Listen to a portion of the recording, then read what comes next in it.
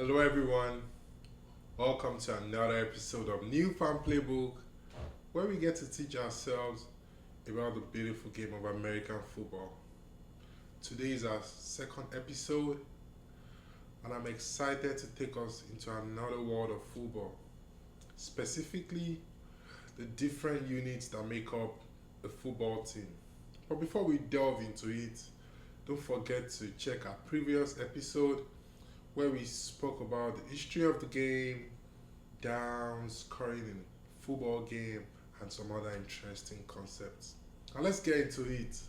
A football game or a football team is made up of three main units: the offensive units, the defensive units, and the special teams. These three units combine together to provide touchdowns, field goals, prevent the opposing team from scoring, and also make those wonderful plays we see on the football field.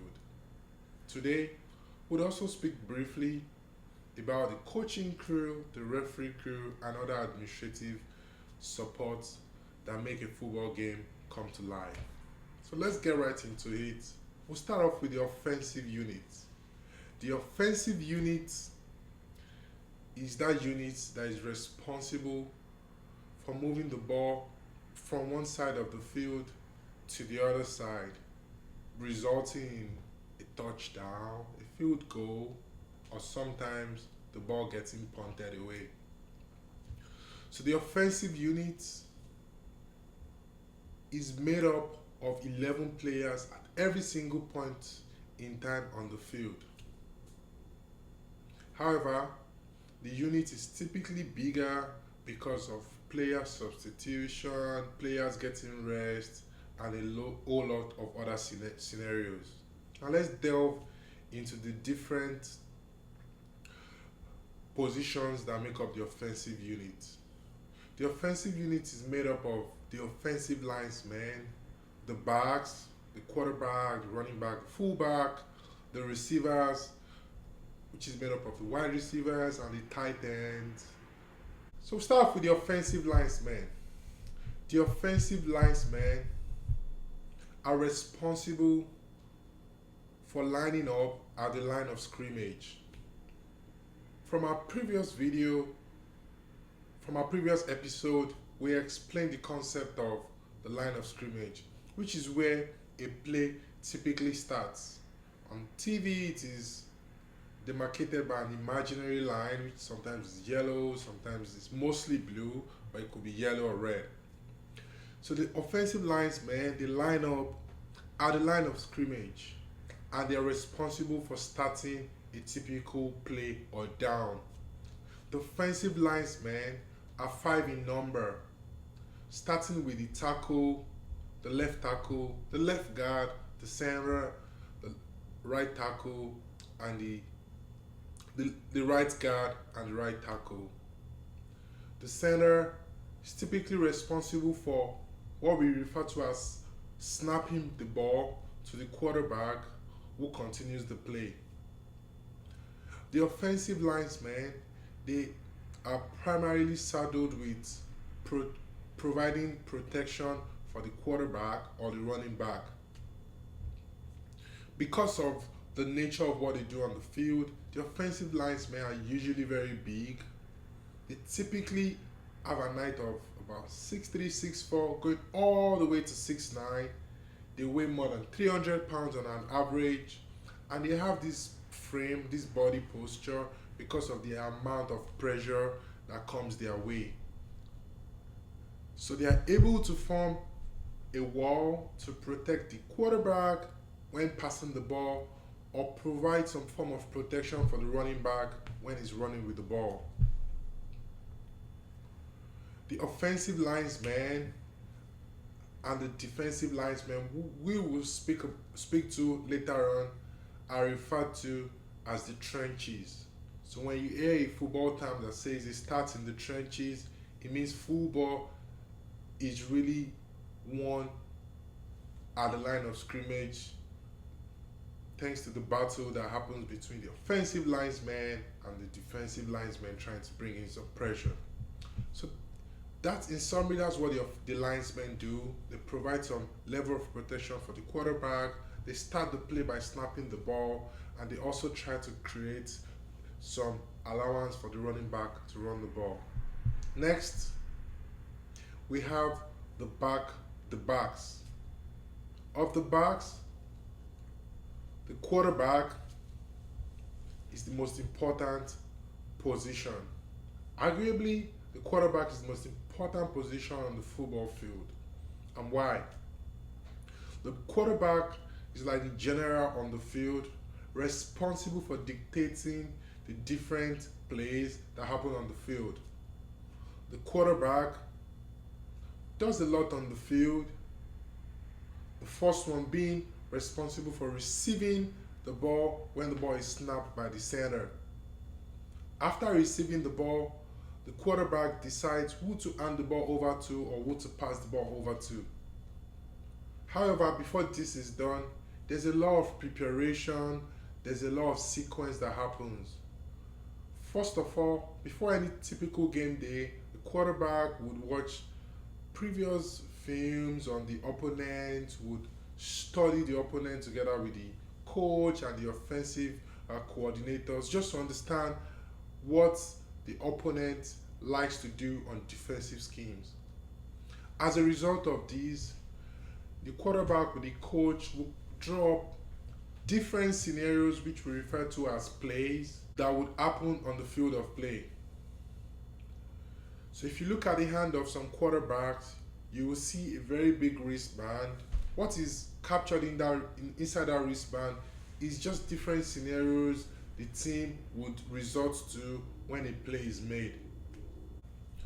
Also, the quarterback communicates with the coach through a microphone placed inside the quarterback's helmet. The reason for this is just to allow the quarterback and the coach decipher what the defense is doing and make adjustments to the plays that have been captured in the wristband. The quarterback on the offense is the only one that has this opportunity to be able to communicate to the coach on the field, and this happens before the ball is snapped. So the quarterback is responsible for drawing up the play based on the schemes that he has captured in his wristband. He can also resort to what the coach is communicating through the helmet. And another instance would also occur when a defense is trying to come up with some deceitful scheme just to make the quarterback do the right thing. So when the quarterback recognizes the deceit from the defense, the quarterback will switch the play from what was initially planned to another type of play. So the quarterback communicates with the coach, comes up with the play, and then the quarterback is responsible for communicating the type of play to be made to the whole team. This is done through audibles. So if you've seen a typical football game, you see the quarterback come up with a whole lot of jargons, or you see them come up with plays like 80-40 Django, star, red, green. All of these things might sound like jargons to us watching the game, but the quarterback, the linesman, the receivers, the running back all understand what the quarterback is trying to say. So the quarterback is also responsible for the success of any typical play by calling out plays. So if you're observant very well, the quarterback will make these funny screams or will yell out this funny language, and then will clap his hands. The clap of the hand will make the center understand that the ball is about to be snapped. Sometimes the quarterback would not clap his hand, but just from that audible that was made earlier on, the center will know when to pass the ball. Blue 80! Blue 80! 180! 180! 180! 180! 180! 180! Blue 80! Blue 80! Blue 80! 180!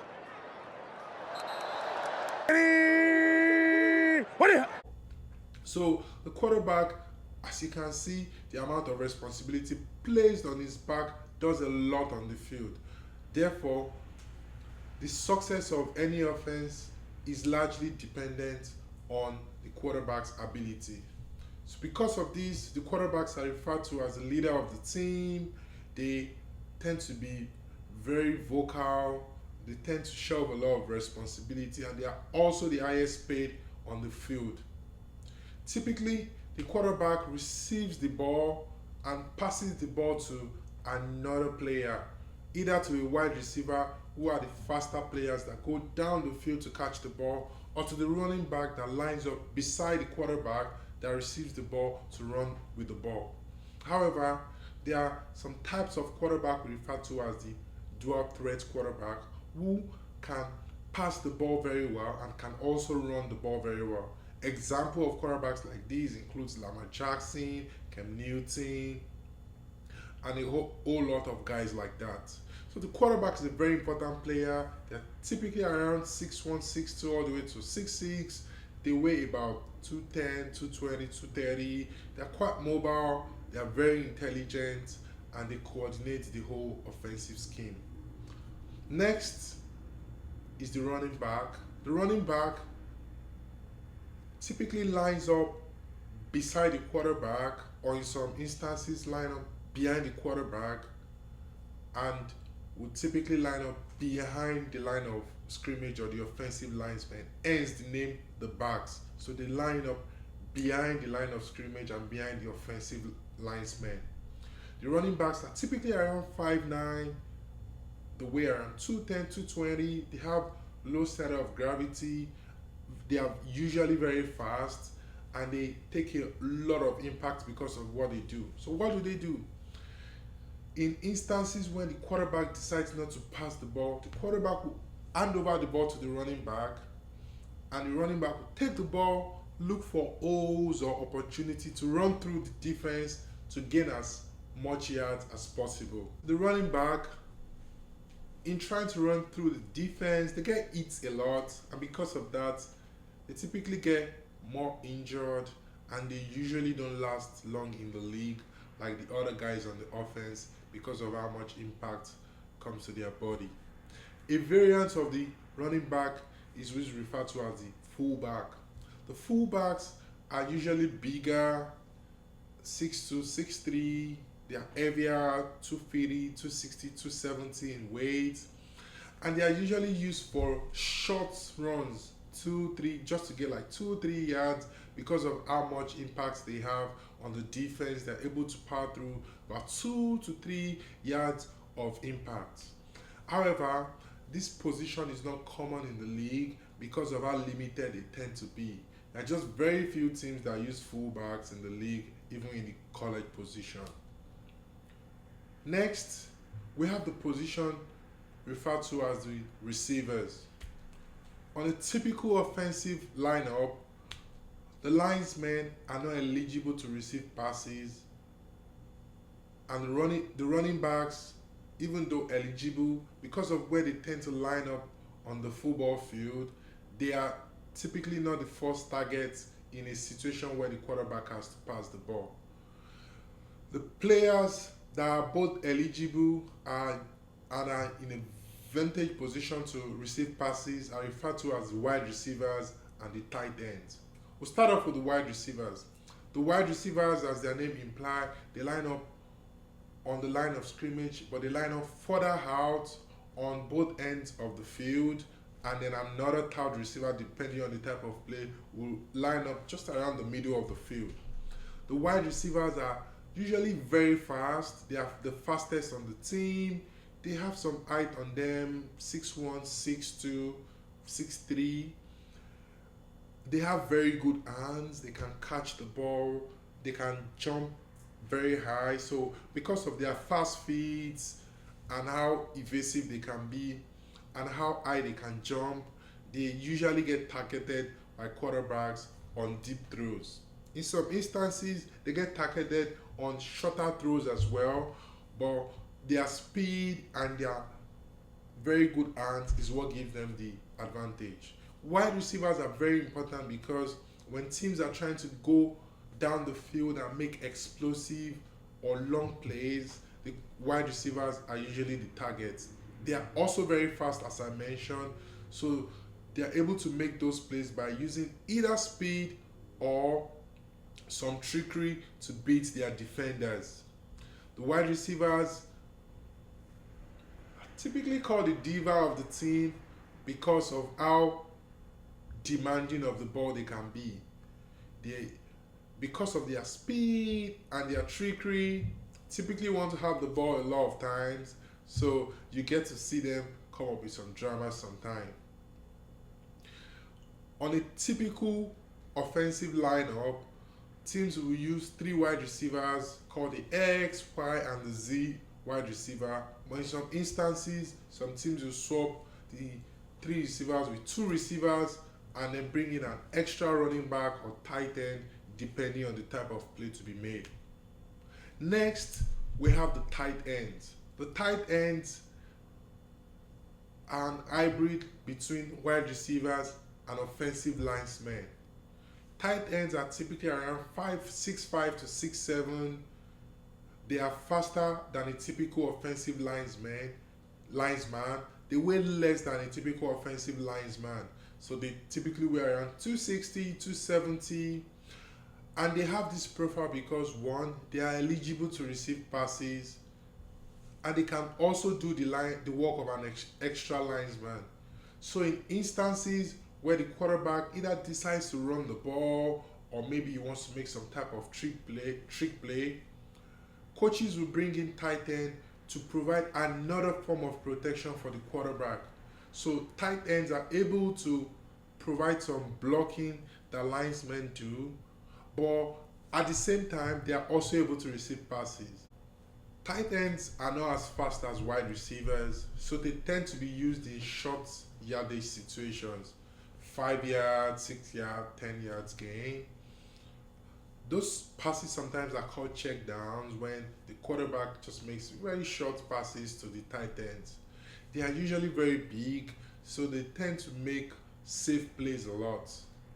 There are some tight ends in the league that, because of the speed they also have and how good they are with their hands, they get used on long and explosive plays as well.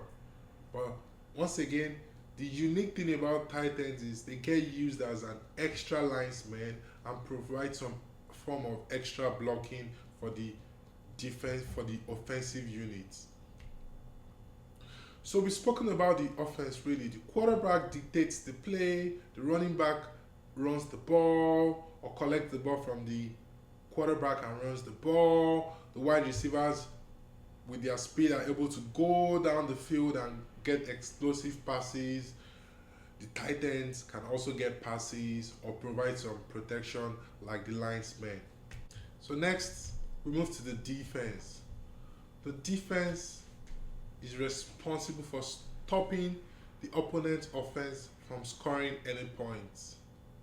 The defensive unit is made up of the defensive linesmen, the defensive ends, and the secondary players referred to as cornerbacks, the secondary or the defensive backs. We'll start off with the defensive linesmen. Just like the offensive linesmen, the defensive linesmen, they line up at the line of scrimmage.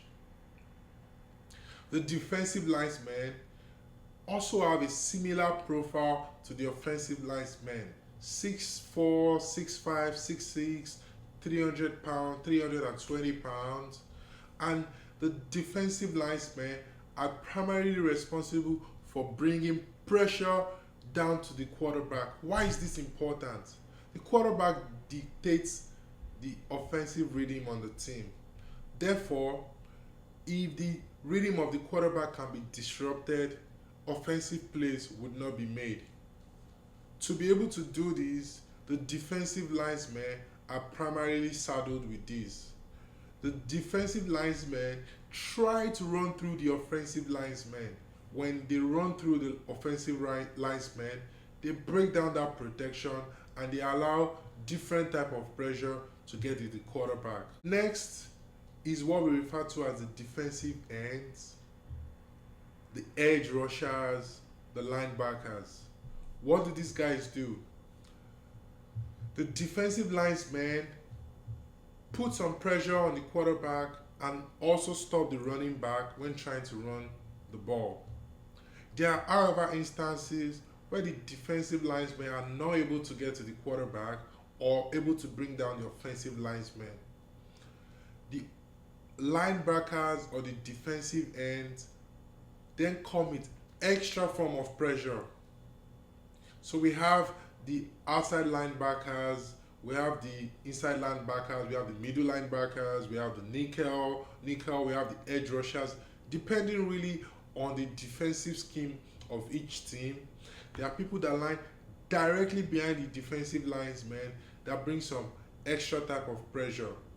We have the people we call the edge rushers that rush from the edge of the defense directly to the quarterback just to bring the quarterback down in a football play called sack. If these guys are not able to do this, they also try to tackle the running backs, tackle the quarterbacks, or even in some instances tackle some of the wide receivers. So really, the linebackers or the defensive end are like the second level of defense that break down the offense if the first line of defense is not able to do that. They are typically not as heavy as the defensive linesmen. They are faster, they are well built, so they are able to put a lot of pressure either on the quarterback or the running backs. Next is the position referred to as the secondary or the defensive backs. The secondary is made up of two major positions, the cornerbacks and the safety. The cornerbacks are the wide receivers of the defense. Why? The cornerbacks are very fast players that primarily play defense on the wide receivers. They are usually the fastest on the defense. They have very good hands and they have similar profiles similar to the wide receivers. In fact, a lot of cornerbacks played as wide receivers either at the high school or the college level, so they have that bird view and the fast feet that the wide receivers have. The cornerbacks, like I said, typically play defense on the wide receivers with the aim of stopping any explosive play.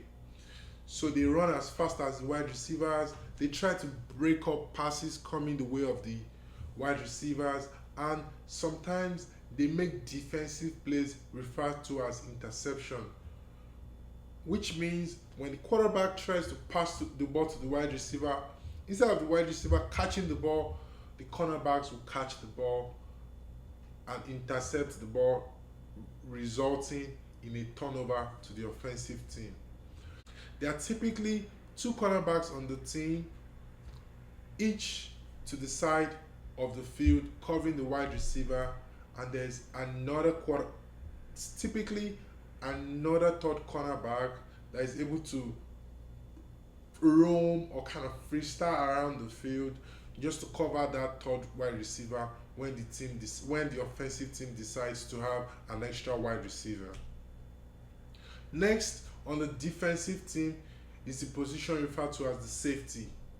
The safety, as the name implies, is a position that is meant to provide the last line of defense or some form of safety to the defensive team. So unlike the cornerbacks that tend to play very close to the wide receivers, the safeties tend to be more independent in who they cover on the field.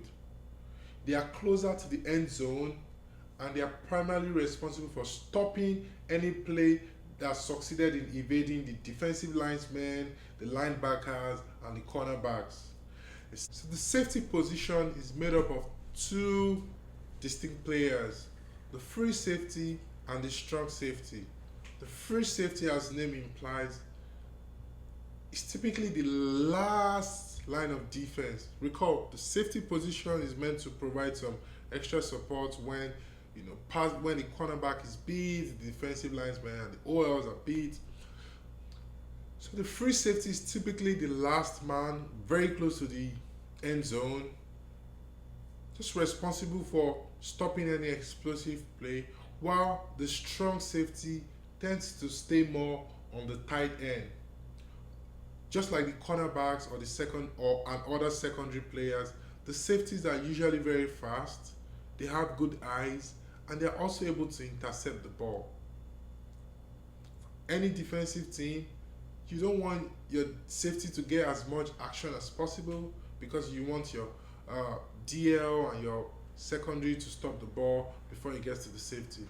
However, there have been very strong safeties in the league that are able to read quarterbacks very well, make interceptions, eat offensive players hard, and provide some form of reinforcement for the old defensive units. So that's a snapshot of the defensive unit of a team. It starts in the trenches with the defensive linesman, and it ends with the safety who provides some last line of defense for any type of explosive play. Next is the special teams. The special team is made up of players that are saddled with the responsibility of making additional plays on the football field. The special team is primarily made up of the kickers, the punters, the placeholders, the punt receiver, and the punt returner, and the gunners. The kicker, if you recall in our episode 1 video, is responsible for attempting field goals and extra points. However, for the kicker to do his work, he needs some form of support, which is provided by a placeholder.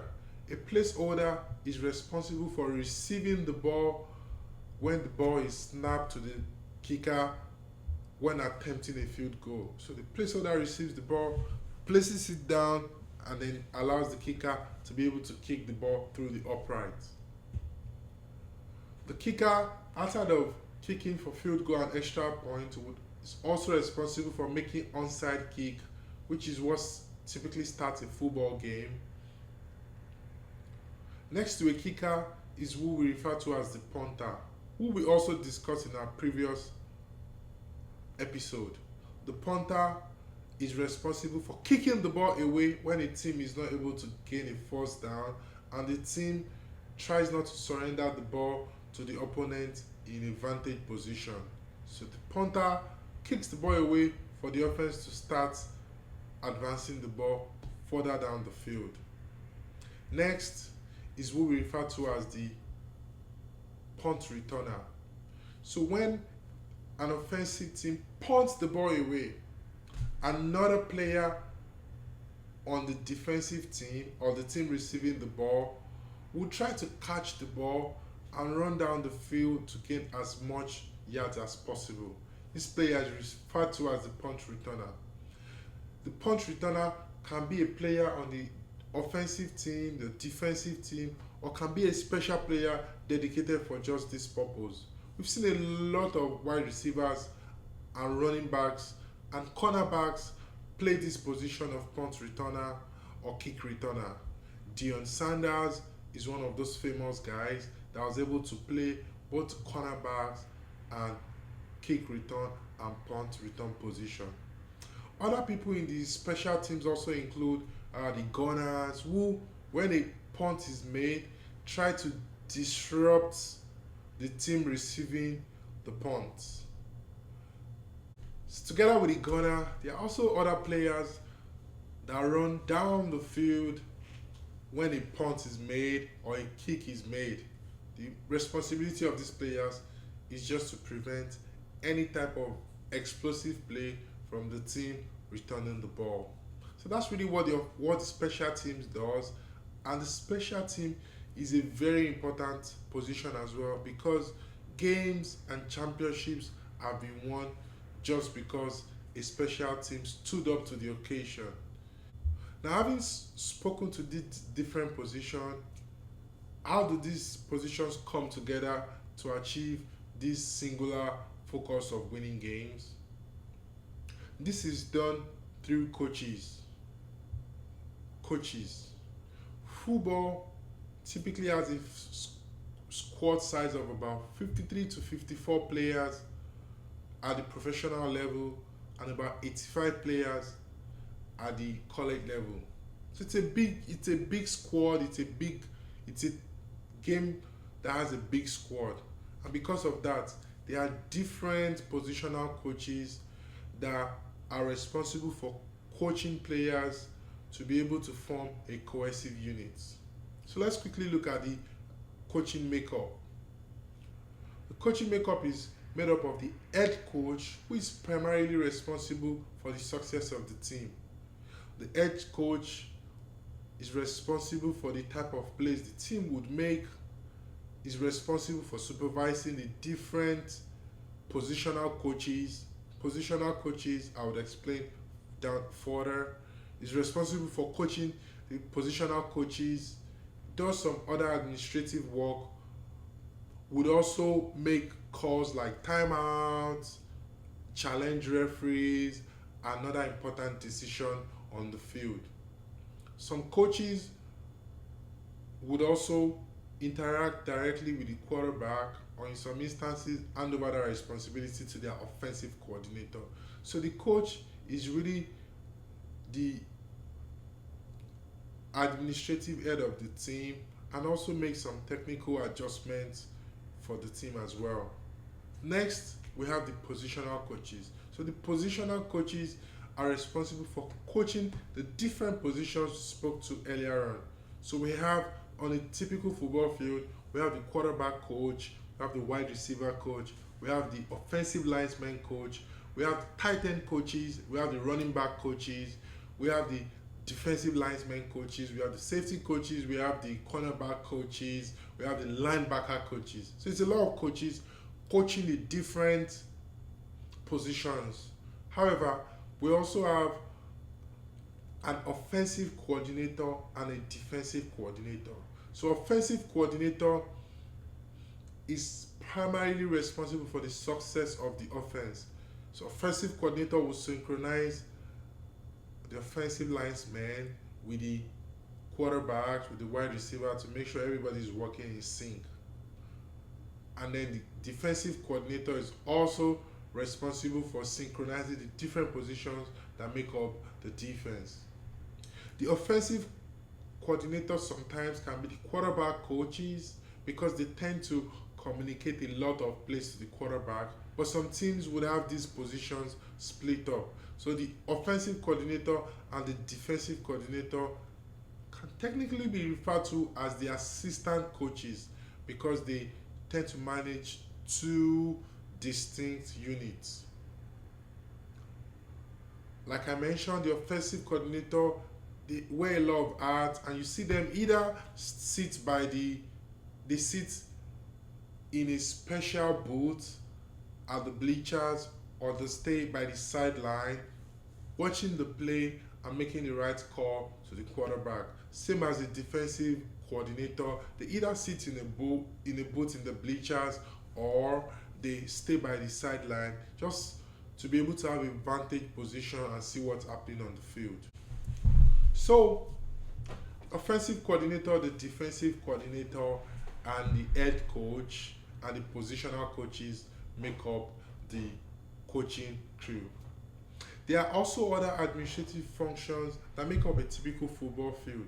The team owner would be the owner responsible who owns the club, either through purchase, family inheritance, or other available means, which is typically available in the professional level. In the college level, teams are typically owned by the institutions that are responsible for them. There's also the general manager who does a lot for the team, trades, salaries, acquisition. Just a lot is done by the general managers as well, and they are known around the league. They are also responsible for drafting players and a lot of other moves like that. There are also research interns, the analytics, the marketing guys, the game day experience guys, and a lot of guys that work at the back end, the guys at the kitchen, the nutrition guys that do a lot, the scouts that come together to make up a typical football team. Finally, we'll speak to the referees. The referees are responsible, just like every other sport, are responsible for calling plays on the football field. The referee crew is made up of the head referee and about 6 or 7 other referees that support the referee in making calls on the field. The referees typically wear white and black with hats labeled NFL or whichever league they tend to referee. The referees are saddled with making plays, reviewing plays, confirming scores, either a touchdown, a field goal, and also interacting with coaches in instances where some calls are contested. So the referees are also very important to the game because of the weight of their calls. Close to the referee is the thing we call the chain crew or the chain gang. These guys are primarily responsible for measuring yards covered by offensive players.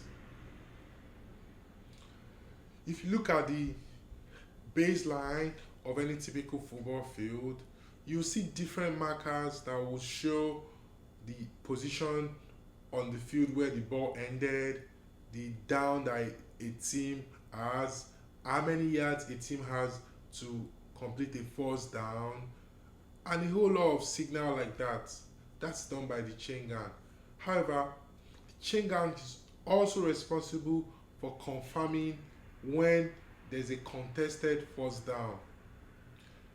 The chain gang would literally move the chain from its previous position to wherever the contested call is to see if a team has achieved its first down. Of recent, the NFL has made some investment into getting a digital technology to confirm these first down calls. However, you would still see this chain gang in some high schools, some college games, making this important call of determining if a team has made a first down or not. Outside of the chain gang, there are also other people that work from the back end to review plays, to confirm if a referee has made a wrong call or not. Those guys typically don't show on TV, but they tend to work from the back end. There are also guys that confirm the running time of a game. There are guys that cut off the helmet access of a quarterback and coach, and just a whole lot of responsibilities that come together to make the game possible. So I hope you've been able to understand 1 or 2 things about the game of football today. Do you have additional questions about positions in the game? Please drop your questions in the comment section. I will get to address them. Thank you so much for staying with us today. Don't forget to like this video, watch our previous videos, share this channel with your friends, and also subscribe if you've not done that. Don't forget to also watch games so you can understand some of these concepts that we've discussed so far. Thank you, and see you next time.